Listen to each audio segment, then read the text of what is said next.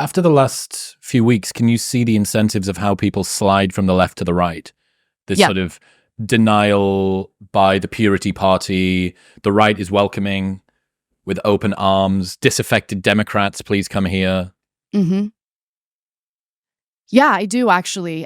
So if you're grounded in your values, and I do think I am, you're not going to be seduced by people who are just nice to you, right? Like, I actually really respect the fact that the right is welcoming, that they are willing to, forgive past transgressions and say, hey, we will take you in with open arms. Not everyone on the right, but generally speaking, that is what I noticed. Whereas with the left, there seems to be this weird obsession with exclusivity, purity, and purging people who are, heterodox or whatever.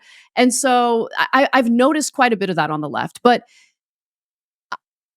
I really do value who I am as a person, and I just don't think that I'm going to change my political views entirely based on who's mean to me or who's nice to me. But I will say this, I don't know if it's a strategy or if it's just who right-wingers happen to be, but their willingness to welcome people is honestly how you build power. It really is. And the left just fails to realize that. I don't know why they want to treat politics as if it's like this cutesy little exclusive club, but that's certainly how they treat it.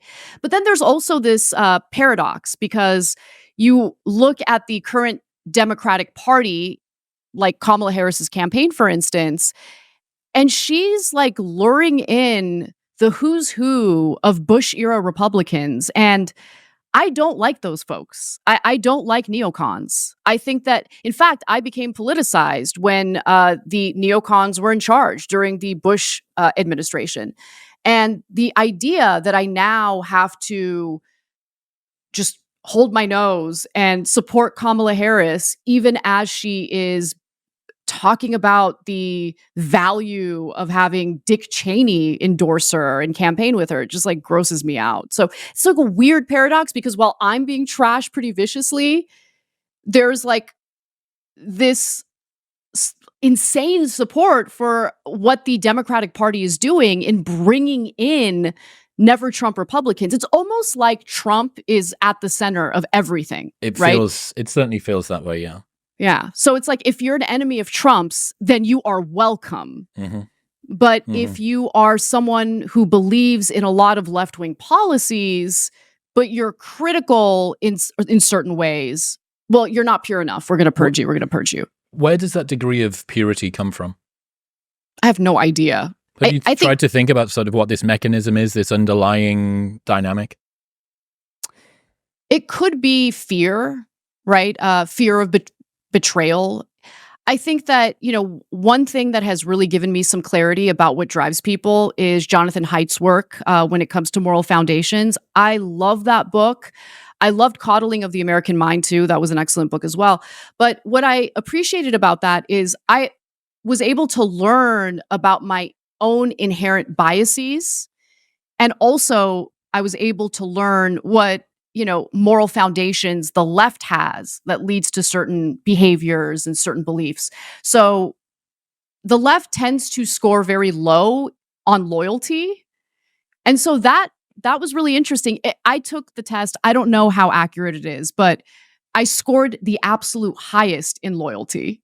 And so it's just, when I see members of the left publicly trashing each other, like prominent figures publicly trashing each other in bad faith specifically, it really disgusts me. It genuinely does. And even as all of these various public figures on the left are trashing me right now, I'm not going to do that on my show. Like, I haven't done that on TYT. I'm not going to do that on TYT, because it's just, the whole thing grosses me out. It's just not who I am. So I think moral foundations might play a role in the different behaviors that you're seeing on the left and the right.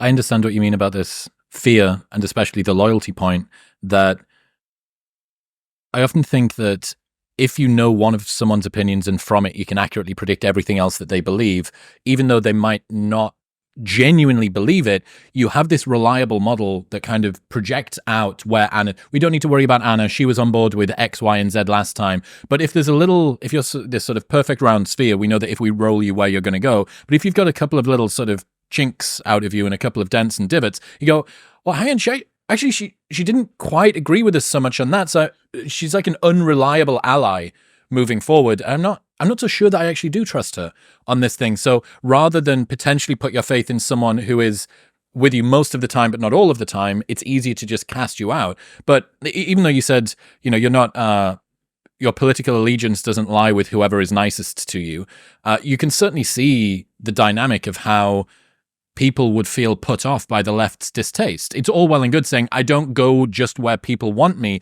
but it's very hard to stay somewhere where people don't want you. That's 100% true. Yeah, I do think that the right is winning. I think there's a reason why, if you look at voter registration, for the first time, there are fewer registered Democrats in America compared to registered Republicans. But that's not because they're registering as Republicans. It's because they're no longer registering as Democrats and just they're independent voters. They consider themselves independent voters. That's a problem within the Democratic Party that I think they need to come to terms with and maybe change their behavior so it stops happening. But less the thing that's been less elitist. Exactly. And it's actually been the most shocking to me that they are unwilling to recalibrate in any way, ever. Every single person I know who I'm friends with from the left, this is probably their number one gripe internally. And it's the thing that everybody has to sort of say quietly. Like, I can't actually talk about it fully because even calling out the fact that there is an elephant in the room is enough of a problem to cause you to be casting that the unreliable ally radar kicks off. One other dynamic that I really wanted to get your take on that I thought is interesting. We do sometimes see people slide away from the more extreme versions of the left, right? There's been a variety of arcs where people have gone fully from left to right or from left to center or whatever. We've very rarely seen people go in the other direction. Why do you think that is? I don't think that's necessarily true. I don't think it's to the same extent as someone going from left to right. But I mean, there had been people who, claimed that they had been de-radicalized and now they're Democrats, right? I forget the name of this guy. His name was David Weissman, I think it might have been, but he was a hardcore Trump supporter. He was on Twitter and he was, tweeting, I guess, negative things. And Chelsea Handler, of all people, decided to be nice to him.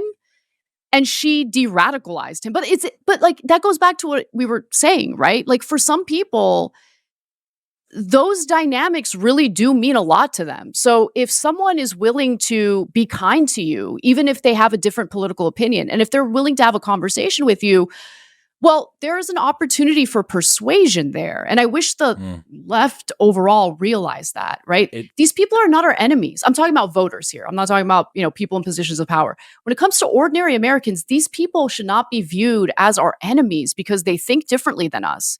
They should be viewed as our fellow Americans participating in something that we're supposed to value, which is our democratic process.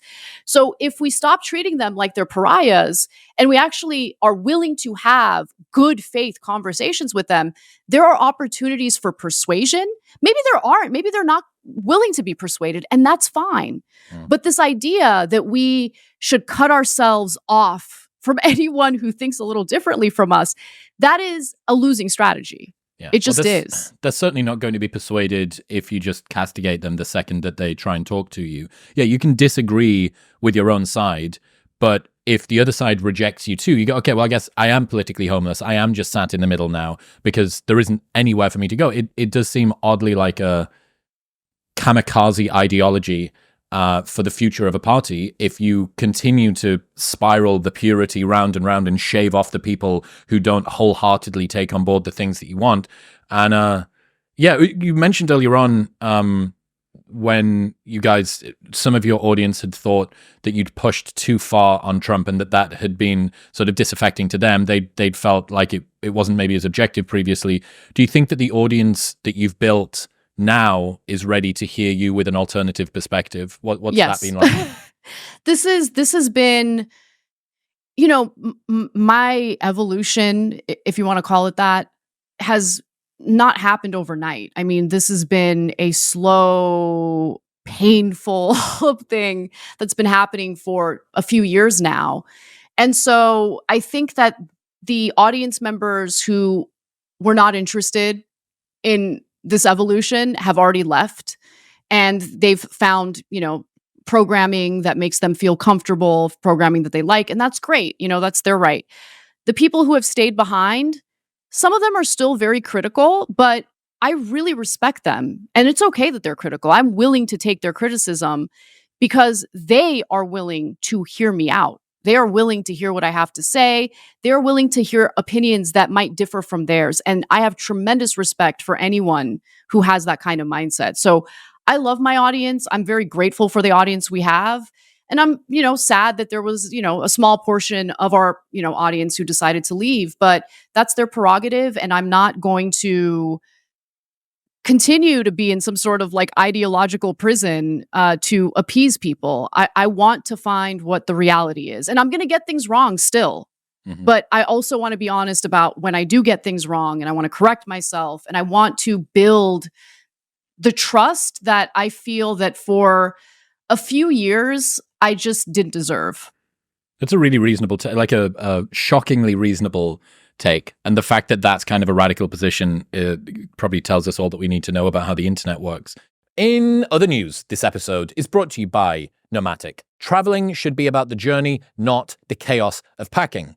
That is why I'm such a massive fan of Nomatic. They make the best backpacks and luggage in the world. The difference in the quality of your life when you have a proper, well-designed backpack is immeasurable. They've got compartments for everything, your laptop, your shoes, your sunglasses. It's so well organized that even your toothbrush will feel important. It is literally like the Marie Kondo of luggage. Everything has its place, which makes traveling more enjoyable. It makes you less late. It makes you more organized. Best of all, their products will literally last you a lifetime with their lifetime guarantee. So this is the last backpack that you ever need to buy. And you can return or exchange any product within 30 days for any reason, so you can buy it completely risk-free. You can get a 20% discount off your first purchase when you go to the link in the show notes below, or head to nomatic.com/modernwisdom and use the code MW20 at checkout. Get yourself a new backpack that will change your life at nomatic.com/modernwisdom and the code MW20 at checkout.